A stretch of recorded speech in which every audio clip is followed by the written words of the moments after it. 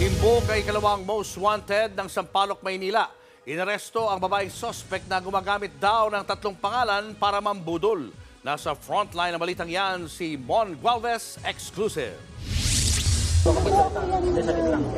Todo tanggi ang babaeng yan sa kanyang pagkakakilanlan habang inaaresto ng mga pulis sa isang fast food chain sa Tondo, Maynila.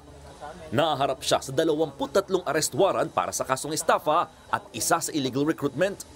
Second most wanted din siya ng Sampaloc, Manila Police.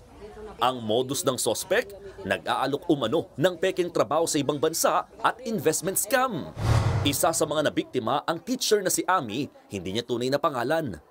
Nabulag daw silang mag-asawa sa inalok na fuel trucking business na may 20% kita sa loob lang ng 15 araw. Magaling siyang magsalita, mahinahon, napakabait niya, approachable nga siya . Aabot sa kalahating milyong pisong natangay sa kanila ng sospek.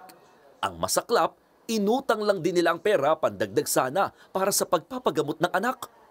Kailangan ko matutukan din siya para sa pang-therapy niya. Asang-asa talaga ako hanggang sa bounce check. Nagpa-raffle din daw ng 3 condominium unit ang sospek sa Teacher's Day ng isang paaralan sa Maynila. Pero ang big time na premyo, paasa lang pala. Fully paid daw. Nagpirma-pirma nga po kami nun . Pero 1 buwan, 2 buwan, wala. Napag-alaman namang naaresto ng sospek noong 2013 at 2018 sa kaparehong modus pero nakapagpiyansa. Sabi ng mga pulis, gumagamit din daw ng 3 magkakaibang pangalan na sospek kung saan bawat pagkakakilanlan milyong piso na ang naloko. Ang sa isa nga, umaabot na sa mahigit 10 milyong piso ang natangay. Ayon sa pulisya, dinala sa ospital ang sospek matapos mahirapang huminga at tumaas ang presyon. Pero hanggang doon, sinubukan pa niyang manloko. Nag-issue siya ng 3 cheque sa ospital para sa bill niya. Unfortunately, lahat ng cheque na in-issue niya is nag-bounce. Tumangging magsalita ang sospek at nakatakdang harapin ang mga kaso sa korte.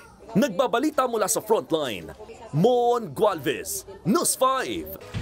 Mga kapatid, Cheryl Cosim po, huwag maging huli at maging una sa lahat sa balitaan. Para sa tuloy-tuloy na talakayang sa Frontline, mag-follow at mag-subscribe sa social media pages ng News 5.